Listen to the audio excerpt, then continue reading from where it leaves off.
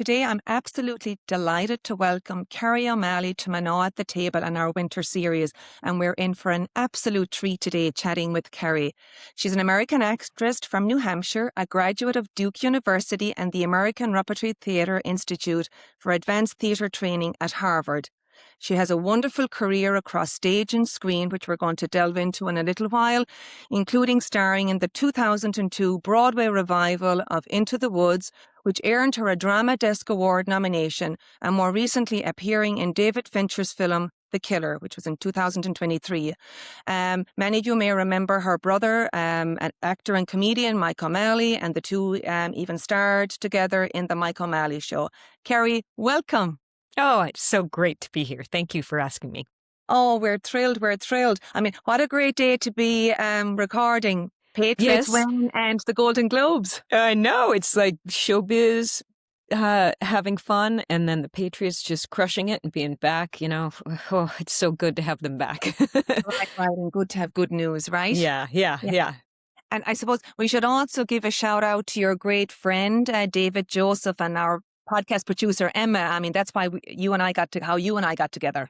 So David Joseph is just an incredible dress designer in Boston and a friend, and he had recently made an absolutely gorgeous green gown for me and posted some pictures on his Facebook page, and Emma saw them and reached out and said, "Oh, we have to have you on the podcast." So it's all because of a dress. So thank you.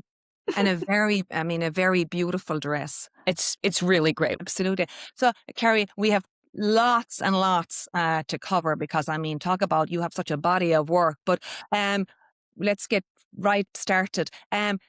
Kerry O'Malley, there has to be what's the Irish connection? Yes. So my parents are from Boston. My dad grew up in Newton. My mom grew up in Belmont. So the O'Malleys came over in 1901. And on my dad's side, my paternal grandmother, also Irish, a Kelly, and Rogers and Kellys, that was that side. And then my mother's side, on her maternal side, they came over in after the famine, and one of the great-great-grandfathers fought for the U.S. in the Civil War. And on the paternal side, came through Nova Scotia and Newfoundland, and then to Massachusetts. So one branch from upstate New York, and almost everybody else from Massachusetts. Okay. And have you had the chance to visit Ireland? I have. Oh, I love it so much. I love it so much. So yes, I studied for a summer at the Gaiety School of Acting in Dublin. Fabulous. And Joe Dowling was a very important person for me in terms of my artistic development. And I got to watch rehearsals for his production of Juno and the Paycock, which was extraordinary. Yeah. And then I later did a tour of Sean O'Casey's Plough on the Stars, directed by his daughter. And it was a company, the O'Casey Theatre Company, and it was a sort of hands across the border idea where we had a third Irish, a third American, and a third from the UK. And so we toured Belfast, Derry, Cork, Dublin, Philadelphia, and it was really thrilling. So I got to spend a good amount of time there. Oh, that's brilliant. Yeah, because, we always say, the distance between Ireland and the US and Boston, it's like 6 degrees of separation. It really is. It really is. Yeah. So, and I remember being there for the first time and just feeling like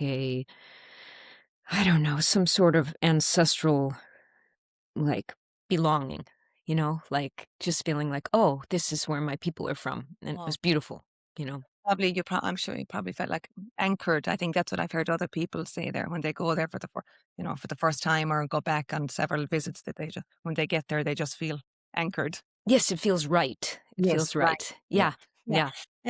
So talk to me then, Kerry, a little bit about growing up. Did you grow up in an acting family? Kind of how did you kind of get the bug? The bug, yes. So,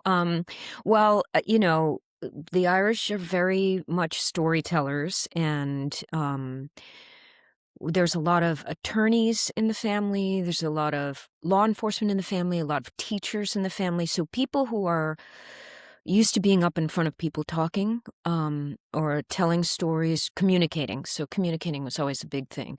My Aunt Regina is a wonderful actress, Broadway actress, singer, glorious singer who went to the Boston Conservatory.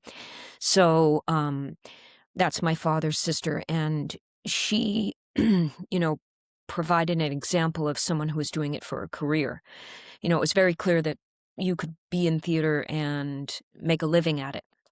And so, and we always went to theater, went to, especially like Gilbert and Sullivan. My parents love musicals. My dad is a barber shopper. My mother's also a teacher. So there's just very much a sense of pride in public speaking, performing, singing, music, everything like that. I sang at church. And then in high school, I was lucky enough that we had a couple of I went to an all-girls school. My brother went to the sort of brother school, the all-boys school. So we could do drama club at both schools, be in a play for Bishop Girton, be in a play for Mount St. Mary. And then there was a very influential children's theater group called Kids Into Drama, and we did multiple shows a year. So I had a great place, a great outlet for acting and singing and just having fun, and a place to go all the time, So you're not just sitting around doing nothing, and a lot of encouragement. But then when I went to college, I initially I went to Duke it was my first choice, but I went as a Navy ROTC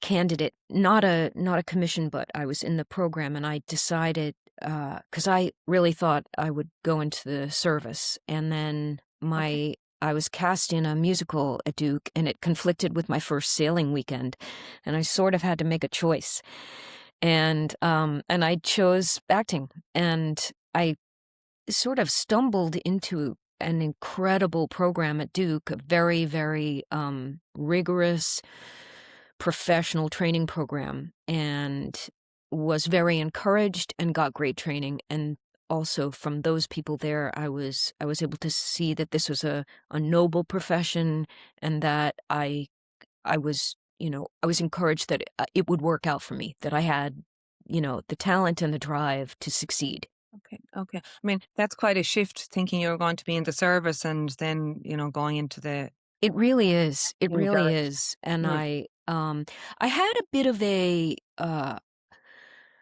culture shock when I went to Duke, because I had come from an all-girls Catholic school Mm. where we wore blazers and skirts, and Right. we were leaders, and we were being taught to be leaders in the community, and have lives of service wherever that may be. But then I was suddenly at a Southern school with mostly Southern men in the program, and I thought, oh, uh, boy, they treat me like I'm a girl, you know? Right. Right. And that was shocking, really shocking. It was very, very different. You know, strong Irish American New England women are Right. are different. Supposed to be of it, right? They didn't particularly appreciate me. Yeah.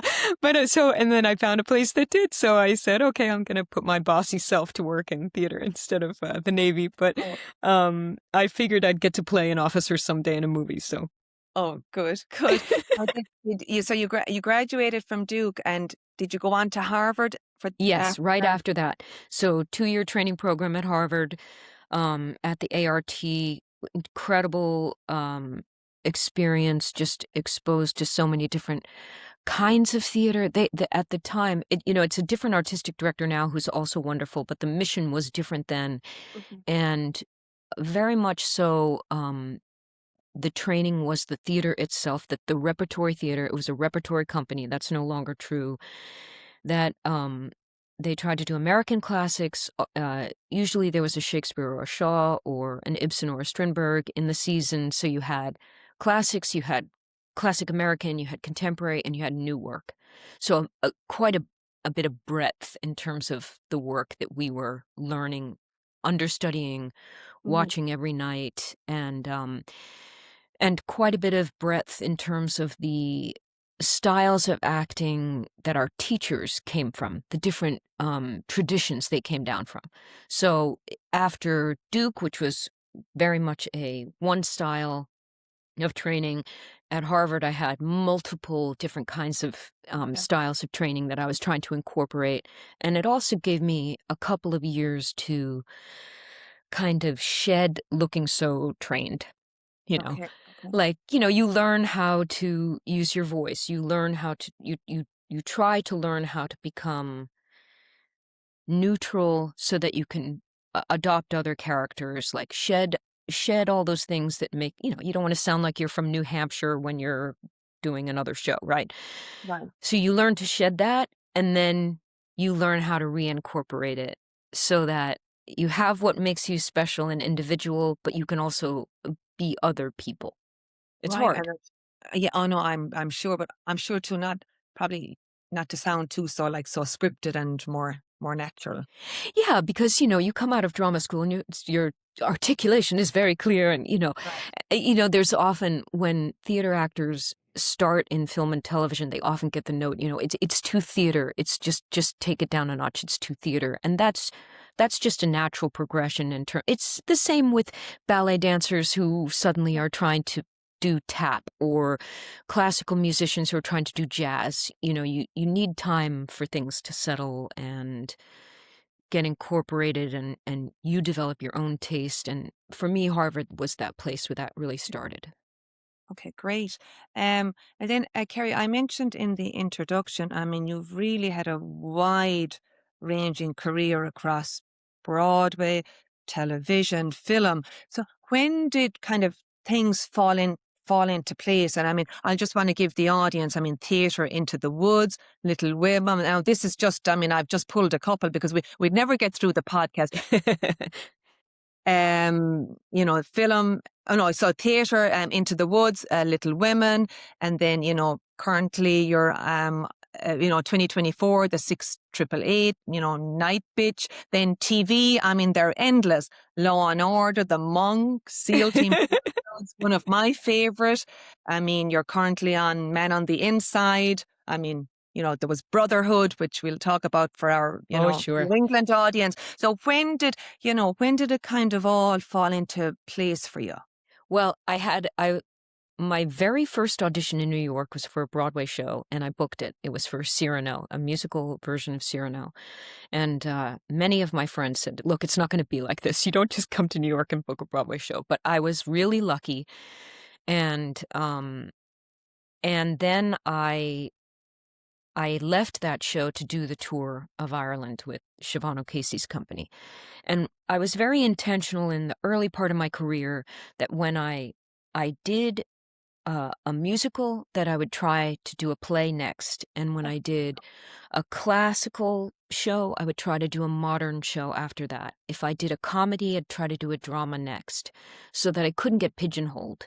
And that was very intentional, because it's very, very hard for actors to when you have a success in one kind of genre, people think that's the only thing you do, and Yeah. it's hard to grow. So um, I really was very careful about that, because I wanted people to know that there were many, many things that I could do, that I am equally comfortable in period dress and modern dress, that I could do Shameless and Tartuffe, Right. that I could, that I could sing, but also do The Killer, Right. so, Yeah. um, and I was lucky. I was lucky in that people allowed me to make those, that had, agents that allowed me to do that and supported me in those decisions, and that casting directors also took a chance on me. And, I also auditioned well, and so they were like, "Oh, she can do that too." So Yeah. I credit my training for that, that I had training in multiple styles and genres, and still to this day, I feel like I get to do a lot of different kinds of things. Well, yeah, I mean, from what I've just read out, I mean, but I mean, we hear a lot of actresses and actors talk about that if you play a particular character for, I suppose, maybe especially on TV for so long, then, as you said, you are really pigeonholed, and Yeah. um, people think you can't do Well, anything else. there are some people who, they're like, I'm thinking of, say, Mariska Hargitay. She's played the Oh, same character for over oh, 20 years, but yeah, that's fantastic for her. yeah, And, my God, would I like a series that ran for 20 years? Of course. right. Um, uh, so but I also want to remain curious and interested in the work and not get bored and not get stuck. Um, y- you know, y- you're lucky to have long running work, and you're also lucky to get to do different kinds of things. Right. And those are all choices. And I suppose yeah, as you say, it's all choices and and works for what the individual. Yeah, I'm sure. Yeah, and Marissa, I mean, everyone knows her for that show, Oh, and she does a she's tremendous. I mean, incredible. she's incredible, Yeah. Yeah. absolutely incredible. I mentioned about Brotherhood. Yeah. So Those, Brotherhood. those Irish American brothers. It's some mobsters in Rhode Yeah, Island. this is specifically for our New England friends. Sort of a thinly veiled R- Bulger Brothers Right, story, right. yeah. Yeah, I Yeah. think I might be wrong about this, but I think it was originally intended to take place in Boston, Oh, okay. and they changed it to Rhode Island because of the tax credits at the time. But that happened early on, where then they made it a specifically Rhode Island story. It was very much about Rhode Island politics, and but it was my friend Blake Masters created it, and Henry Brummel, who'd been just incredible Homicide, Life on the Street writer, and it was just a terrific experience. I loved shooting in Providence. We did so much location shooting. I loved spending time there. I remember. So we did the first season during the 2004 Red Sox, Oh my run to the World Series. God, serious. And my friend Matt Servito, who played the Speaker of the House on the show, big Yankee fan, and we used to we used to taunt each other on the on the Acela back and forth about Yankees Red Sox. It was great fun, and I remember I was shooting and I got to go to see the World Series trophy at the Paw Sox because they had the trophies there, and I happened to be there because I was shooting. So that was awful fun. But it's and I've made deep, lasting friendships. Annabeth Gish, who's another Duke graduate, we sort of only knew each other as acquaintances at Duke, but became great friends on Brotherhood, and it was a terrific group of people. And I hope that people will continue to seek that show out if they're looking for something to binge, because it's really well done.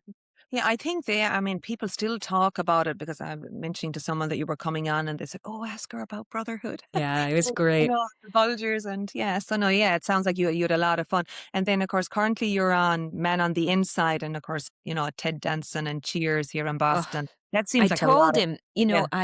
I remember very vividly when Cheers was in its first season, and I had sprained my ankle, and I was in I think I was in high school, maybe eighth grade, but I was really just feeling sorry for myself. And my dad said, "This'll cheer you up. I want you to watch this show. It's really funny. It's new."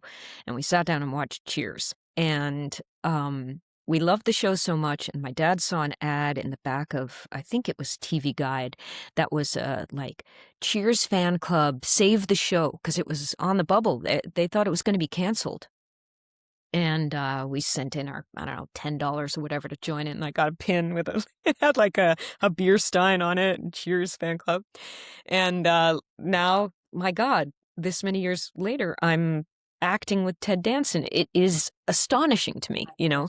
It's just, we loved that show. Who didn't love that show? It's a perfect show. It's absolutely perfect. And he is everything you would think. He's so kind, he's so funny, he's so gentle, and just his energy is the most positive, loving, creative. He's an absolute delight, and so is Mary Steenburgen, his wife. And watching them together, they are the dreamboat couple. They're like couple goals, they're just wonderful. So I can't say enough nice Oh, about him. brilliant. Yeah. Truly just a gem. Oh, that's great. And I mean, even still, you walk down Beacon Street and Cheers and the bus loads. I mean, it's amazing after all those Right? years, Yeah, and right? it's been off the air for a long For time. a long, long time, but it's Just almost like it's still going. it's still so good. I went back, I remember watching that first season finale when Sam and Diane, I think it's the first season, but Sam and Diane get together. Maybe it's the second season, I can't remember. But I watched that on VHS so many times. I had the whole thing memorized, and I went back and watched it last year, and I knew the lines. It was crazy. You But don't the have it writing was anymore, right? it was just so good. Yeah. Oh, yeah. And of course, now we're delighted we have Boston Blue, which of course is it's a spin-off of Blue Blue Bloods. Bloods, yes. One of my favorite shows. Thank goodness the Wahlbergs, are Right, bringing right, some more attention, right? right. Yeah, Do you think we'll Blue see Bloods you? was great. Blue Yeah. Bloods was really great. I got to do an episode of that and really enjoyed myself. I was not a very nice lady on the show. That's, I tend to play some that's, some bossy ladies, but it was great fun and the Wahlbergs are just, and I did The Happening with Mark Wahlberg, so I've oh, worked with two of okay. them. So you've worked with, yeah, okay, Yeah. brilliant. Yeah, and I mean, they were, because as you know, filming Blue Bloods over the summer here in Boston, and I, was walking by one day and I got to see Donnie Wahlberg at a glance. I was so delighted. It's so fun. Yeah, it's so fun, and it's isn't it great for the arts and the industry and for Boston, that we have Blue or Boston Blue. Do you think we might see you in Boston Blue? Well, fingers crossed, Yeah. fingers crossed. Seems like I fit into their world, so hopefully. Okay, stay tuned, right? Right. Um, so, Kerry, I mean, maybe if we could talk a little bit, about the industry and women in the industry, because it's not all. I mean, you've had a fabulous career. I mean, I'm sure you say you're very fortunate, but it's tough. It's a tough industry, and maybe if you Yeah. could talk about women in the industry and maybe women that are kind of thinking about getting into the industry. I mean, uh, you need a lot of resilience. Yeah. Um, you need a lot of inner strength uh and you need to know who you are. I think that's the most important thing. You need to know who you are because people in the industry will try to tell you who you are. And the audience will try to tell you who you are. And if you don't know who you are, then it can be very, very difficult because then you're trying to become what you think they want. Okay. And that way peril lies. So my advice to young actors is number one, to get some training. It's always shocking to me when people think that uh anybody can do this, that how hard can it be. And it's like, no, it's a very skilled profession, um and when you have the skills and the work ethic, then you will continue to work. And Right. so it's important to gain those skills. It's important to learn how to do things repeatedly well. And certainly like for theater, you need to learn how to sustain a performance over one period of time. Can you maintain a performance over a 2.5 hour period and keep the audience engaged? Yes. For Mhm. film, it's can you summon the energy and the focus for the take you're in and then possibly do it 100 times, and repeat it. And can you learn to take direction from multiple different styles of directors? So one person will say louder, faster, funnier, and the other person will say, what does your, inner child think at this moment? So training for me is the way to get Okay. that. And then there's experience that, it's like any skilled profession where you need an apprenticeship, along the way, and a safe place to do your work where you are allowed to grow and fail and try again. Mm. Yeah, it's interesting how you frame that. I don't think I've heard somebody say that it is a skilled profession and that you need your training and you need to graduate and it's almost like go in then at an entry level position, but we don't. Yeah. I think people have this idea, you just go to LA and it's all going to, happen. Yeah, or they think, oh, you're attractive, so, Right, right. you can know how to, or you get these, she was found at a soda shop kind of Oh, which it's all yes. made up, right? It's all Yeah, made up. absolutely. But um but knowing how to do things repeatedly and knowing how to summon your emotions, control your emotions, uh how to examine a script, all these things are skills. And you don't have to go to college to learn them. I'm not saying that. You don't have to Right. have an MFA from Yale to do this, but you do have to um you do have to have skills. And it's not some pie in the sky thing that you just are like, "Oh, I want to be an actor," and then it Yeah, happens. yeah, And no, like no. my brother is another example of this. I Oh, mean, yeah, so yeah, actually, yeah, talk about yeah, yeah. he's a wonderful, wonderful actor and also a writer. So he's a writer, showrunner. He created, well, we did the Michael O'Malley show, which is an early half-hour show of his, but he also created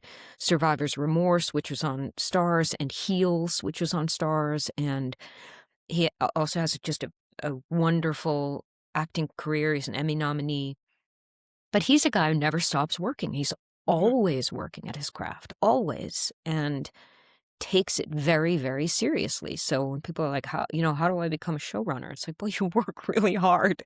You know, you work really hard and you apprentice to the right people and you watch and learn from everyone you work with and take what you can from every different person you work with and, learn the ropes. Yeah. And I mean, and it is, I mean, it is hard work. I mean, Yeah. it's Yeah. hard work, Yeah. yeah. And then, I mean, can, people that want to get into the industry, I mean, I suppose it depends on, what part of the country you're in, but we'll say Boston, can you look here locally or if you're living in New York or, I mean, Well, you have to, I suppose, do you have to, pack your bags and go to LA and, I think if you want a career in musical theater, you yeah, need to be in New York. oh, That's where the best of musical theater is being done. It's where the best of musical theater that happens all over the country is cast. So you might play the lead in a show in, you know, um, Minnesota or Kansas or wherever, but it was probably cast in New York. For film and TV, you need to be in either New York or LA, pretty much. Now, since COVID, we do a lot of auditions at home, self-taping they call it. So you'll set up something like this and you um audition and then you send in the tape instead of going to a casting office in person. And what that has done has really democratized casting so that you can be cast from anywhere if you can tape at home.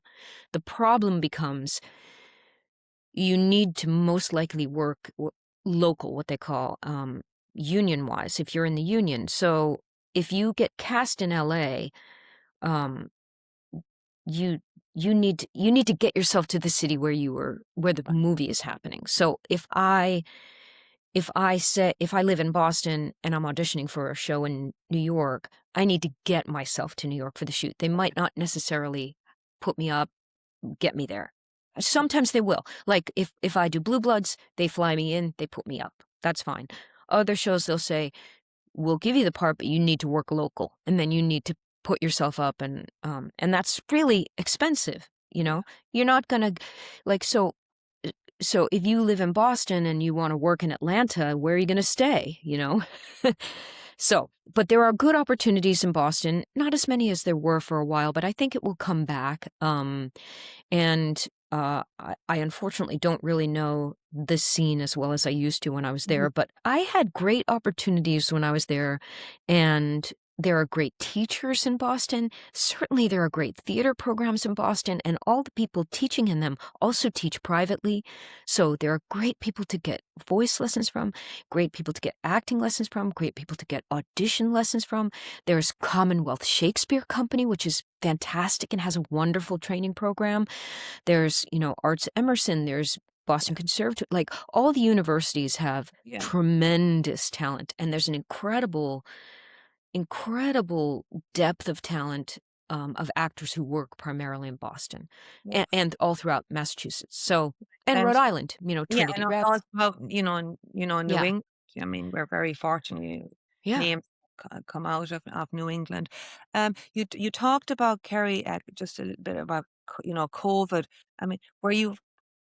I guess I won't say maybe frightened is too strong a word, but were you? I mean, had you concerns for the industry and probably even yourself and your career? I mean, Oh, it felt like an extinction event. It yeah. really did. It felt like, oh my God, it's going to be 2 years before we Mm. go back to work. It was very frightening. And my husband and I, we kind of decided, well, we're going to continue to make work. We're going to learn how to do better self tapes. We're going to learn how to use a green screen. We're going to learn how to light ourselves better. Like I say, we he did most of that. Oh, the lighting on top of Emma and the lighting here. I give, his name's Carl, and he's amazing, and I Hi, give him Carol. all credit. um, but I'm like, oh yes, we did this. No, he did it. But my friend Bruce Kimmel did. I sing for him at a sort of monthly cabaret, and we had to take our cabarets online. And so we started out, we were just like singing to a track against a wall, and that's not very interesting. And then my husband and I figured, well, let's tell little stories, let's make little movies.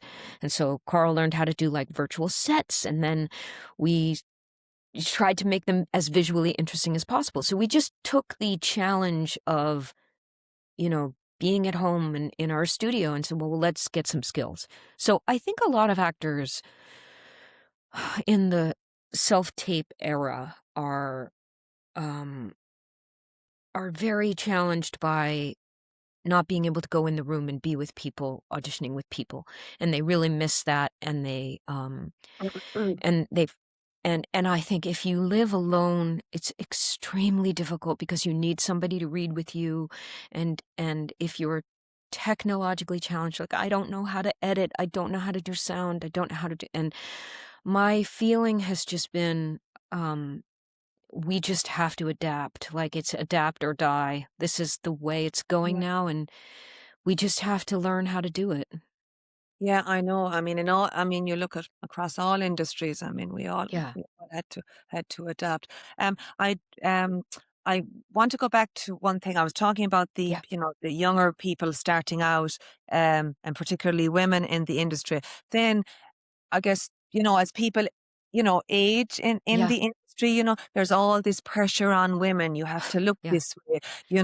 It's So talk to us a little bit about that. Well, I mean, nobody likes to see their face get older, I know. No one, no No, one. I know, I know, I It's really hard. know. And what's hard about it is for most people, well, I think actually COVID made people understand what actors go through because suddenly everyone's on Zoom. And they're all on Zoom going, "Oh God, look at I don't like this. I don't, what do I do?" And so I think it made what we go through more present for a lot of people, Right. um, and it is very difficult to see your face 100 feet high and see the things you don't like about yourself. But for me, I just, I don't want to. I don't want to be one of those people who makes their face into something Oh, weird or yeah, a yeah. lot of people are in the uncanny valley, they just Mm. but I know people who are very famous who are bombarded with comments from the internet Yeah, daily I know, about the way they look, I know. about what they weigh, about and it is relentless, and it makes people either become dysmorphic or it makes them want to become hermits. They want to shut everything out. They don't, it can really do a number on you. So, it's hard. I, I don't really know what the answer is to that. I think, I'm hoping that I can be one of those actresses that continues to work at every age. Yeah, Um, it's one of the things a lot of us who really care about the craft love about seeing British actors is seeing faces that are not so, you know, reworked or full of fillers or full of Botox, like people with lines on their faces that are, represent a life lived. I Mhm. think it's just a choice, so you have to decide what kind of face you want, what kind of career you want. And if you want to look like a Kardashian, you can do that. Mm. you know Yeah. I'd And it's rather look like an actress. right, and right, exactly, and have your facial expression. And Yeah. Kerry, it's easy for the keyboard warriors, to be Oh yeah.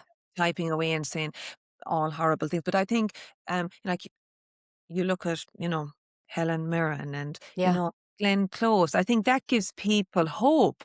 I Yeah. mean, those ladies are still going strong. Oh yeah. Yeah. Yeah. Yeah. Or Judy Dench, Oh or yes. Oh yeah. yes. Yeah. Yeah. Yes. And if you do Shakespeare, you can start at Juliet and go all the way to Mad Margaret and live, like Right. a very long career acting. And I hope I have that kind of career. I hope I have staying power, because in the end, it's just a war of attrition. Many people fall away, and I hope that I'm one of the people that remains. But I think you have an advantage. You have that Irish resilience. Yeah, it's true. It's true. We don't give up. No, no. And just a couple of more things, Kerry, before we finish up.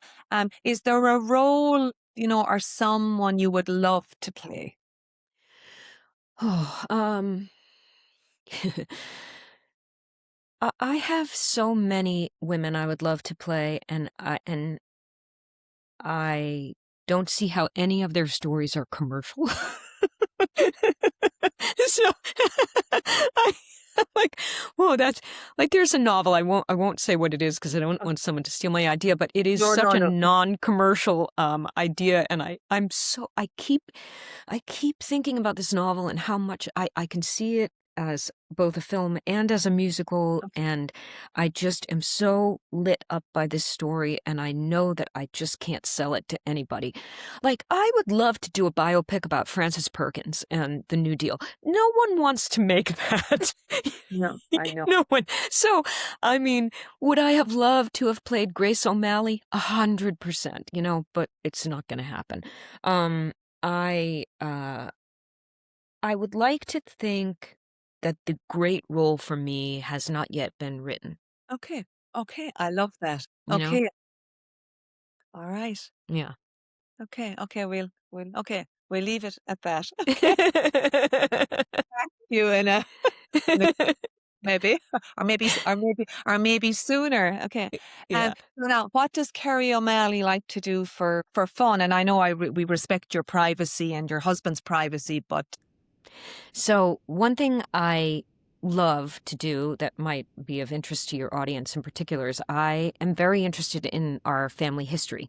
So, I'm on ancestry.com and I'm trying to track, who came from where and when did they come, and I have the ship registry from when my great grandparents came over, so that and my grandfather was born about 3 months after they arrived on that ship. So we have the ship log. I love that I know what ship they were on, and just looking at, like, marital records, birth records, all those things, and trying to track the four different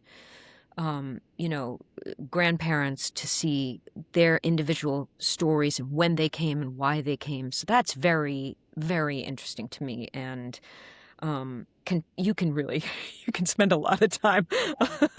you know yeah, it's and so yeah, it's go ahead. yeah, I love it, and I want to know where we came from. Like, I know where we came from, but I want to know more and why we came here, and I also feel like at this time in America, it's very, very important to talk about the immigrant experience and to recognize that my family was so blessed to come here and make a life here, and that I want other people to have that same opportunity and have the same support and recognize that their right to be here is just as much as my right to be here. And so I feel very, very passionately about that. Right. And then another thing I really love is geocaching. I don't know if you've ever heard of that. When GPS became available for civilians, someone started a global treasure hunt. Basically, they posted the GPS coordinates and said, I'm gonna hide something. Oh, You see if you can find it. So now it's all over the world. There are millions of them. Just little they range in size from like big, boxes that are in the woods to tiny little magnets that are on lampposts, and they have a log, like a written log inside, and you get the GPS coordinates, you find it, you sign the log, you put it back. So it's a like a global treasure hunt, but there's no treasure. It's just stuff right, that's that's hiding, and you sign it, you put it back. But it's a great way for me when I go to a new city to learn about the city, because the people who place them are many times interested in showing you around their city. So it's it's kind of like the Freedom Trail everywhere you go. Like you can learn, Yeah. they'll post the coordinates, they'll teach you something about the place you're going. They're often at plaques or places where something important happened, or a park or a beautiful place to see. And it was doing a show in Pittsburgh, and I really got around Pittsburgh that way. I was doing a show in Vancouver. I got around Vancouver that way. So anyway, that's a minor obsession of mine. Yeah, yeah. Okay. Well, Kerry, this has been amazing. I mean, you're so generous with your time, and we can't wait to see you play that role. That has Right. Well, it was absolutely delightful talking to you. I'm so glad you're doing this podcast and that you're speaking to all these incredible women, and my Irish heritage is something I'm deeply proud of and that I gain great sustenance from. So, thank you. well, we're very proud of you. So thank you, Kerry. Yay.